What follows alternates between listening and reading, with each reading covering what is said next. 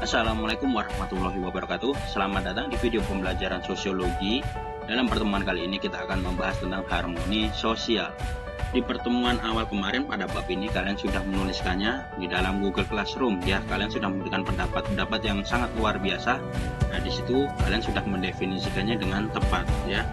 Ya, harmoni sendiri dalam konteks sosial itu berarti satu bentuk kerukunan, satu bentuk keteraturan, satu bentuk toleransi dari berbagai macam perbedaan yang ada. Sama seperti halnya ketika kalian mendengarkan orkestra, pasti di situ banyak suara atau banyak alat musik yang digunakan. Tapi kalian begitu menikmati ketika ya di aransemen ya, dikompos ya, makanya istilahnya komposer ya, orang yang menyusun alunan nada dan lagu tersebut menjadi satu musik yang bisa kita nikmati, meskipun ya kalau suara biola saja, suara apalagi xilofon dan sebagainya mungkin sudah enak salah satunya, tapi bagaimana bisa dikompos menjadi satu karya, satu kesenian yang bisa kita nikmati ya. Seperti itu harmoni sosial. Jadi sebenarnya seperti gambar tersebut ya, kalian bisa melihat banyak sekali perbedaan, banyak sekali tradisi yang berbeda, atribut yang dikenakan juga berbeda, tapi jika bersatu dan dikompos ya, komposer itu ya, disusun dirancang sedemikian rupa pasti akan menjadi sangat indah di Indonesia ini ya, yang masyarakatnya sangat beragam.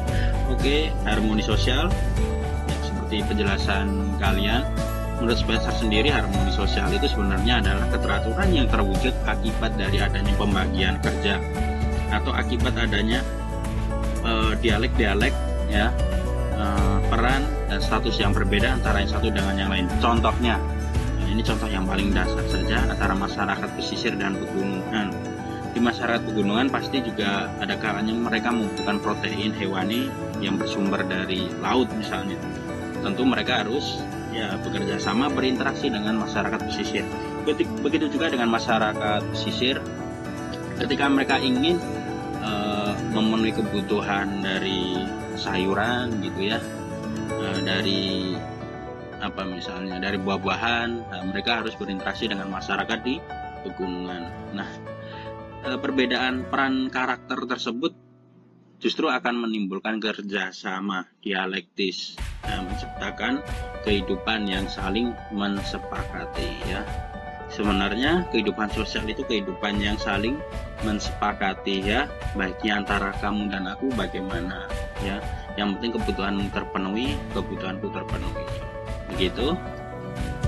Nah, sekarang masuk ke tema yang lebih rinci dari materi harmoni. Ya, harmoni sendiri kan tadi terdiri dari keberagaman namun dapat disatukan menjadi satu simfoni indah kalau dalam musik seperti itu ya. Tapi kalau dalam masyarakat ya istilah bakunya multikultural.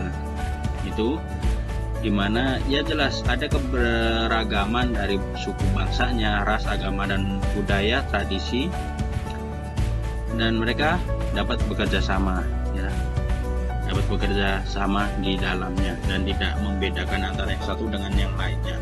Itu masyarakat multikultural ya. Itu di PKN pasti sudah dijelaskan lebih dalam lagi ya. Ya jelas di masyarakat multikultural perbedaan kelompok sosial, kebudayaan dan suku bangsa dijunjung tinggi. Artinya di sini ya tidak ada budaya yang lebih bagus, yang ada budaya kita bersama yang sama bagusnya gitu ya. Semua boleh menggunakan atribut budaya yang berbeda. Misalnya kalian masyarakat Sunda mengagumi masyarakat dari Madura mengagumi masyarakat dari Sulawesi dan sebagainya, menggunakan atributnya. Tidak ada masalah di masyarakat multikultural. Karena apa? Karena kalian sudah terbuka dengan kebudayaan. Di dalam satu kebudayaan, misalnya di masyarakat Jawa, sesekali menggunakan bahasa daerah dari mana, misalnya Minang, dari Sunda, tidak masalah kalian mencintai budaya lain seperti itu ya.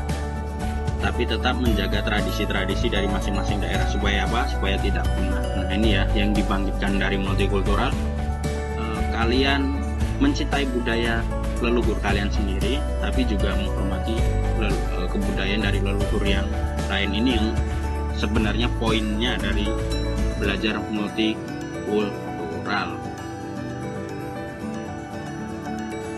Oke, nah konsep multikultural ada dua, melting pot dan salad bowl. Melting pot berarti masyarakat beragam akan disatukan ya, akan dileburkan menjadi satu kebudayaan yang seragam. Nah, ini cara-cara seperti ini biasanya dilakukan di negara maju mungkin ya, seperti Amerika juga punya konsep bahwa melting pot akan berjalan lebih baik dibandingkan konfigurasi berikutnya, yaitu salad bowl ya.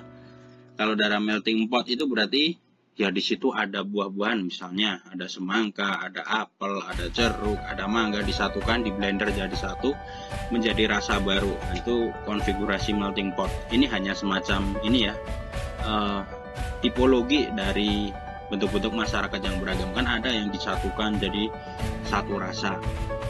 Berikutnya ada yang salad bowl. Salad bowl itu ya mereka disatukan dalam satu piring salad ya.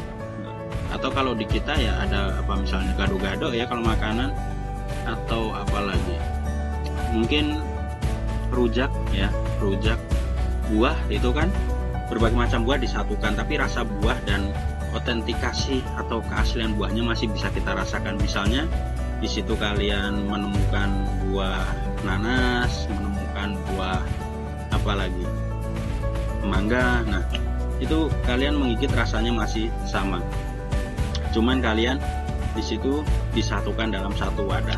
Begitu juga masyarakat multikultural, ada yang berkonfigurasi sebagai salad bowl ya, dimana warganya memang tetap menunjukkan ciri khasnya namun tidak dileburkan. Oke, berikutnya dalam konfigurasi masyarakat multikultural itu ada 4 elemen. Ini tolong diingat-ingat, ada kompetisi seimbang, mayoritas dominan, minoritas dominan, fragmentasi. Oke, ini semacam langkah ya, semacam proses di mana kita membangun satu negara, kita membangun satu masyarakat di mana di dalamnya terdapat berbagai macam kebudayaan. Kalian bisa lihat di Taman Sari sendiri pasti juga sudah banyak ya berbagai macam budaya masuk di dalamnya ya. Itu sudah tidak asing lagi, di kota besar semua memang sudah seperti itu, kecuali di masyarakat yang di pedalaman mereka masih ya satu homogen ya, artinya budayanya masih tunggal. Tapi kalau sudah di perkotaan mereka akan melebur menjadi satu. Memang modernisasi itu mengajak kita pada satu keadaan yang lebih multikultural. Oke? Multikultural ya, multi itu banyak, kultural itu kebudayaan.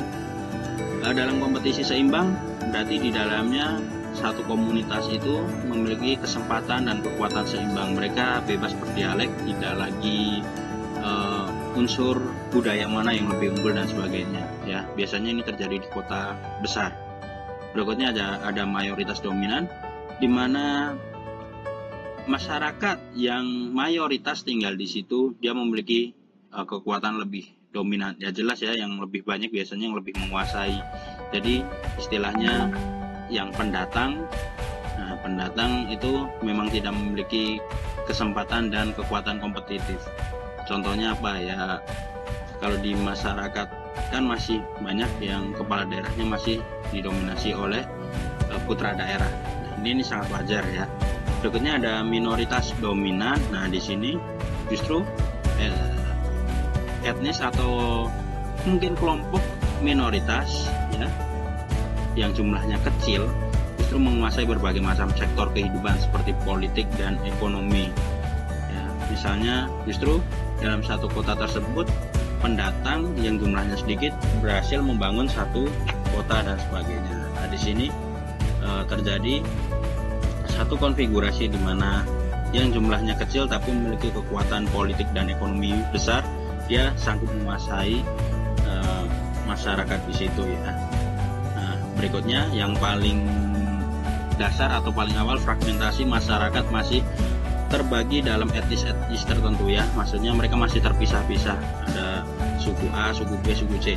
Bahkan kalau kalian bermain coba ke Papua atau ke Nusa Tenggara Timur atau ke daerah-daerah timur tentunya, di sana setiap desa mempunyai kebudayaan yang berbeda, mempunyai bahasa yang berbeda, mempunyai tradisi yang berbeda.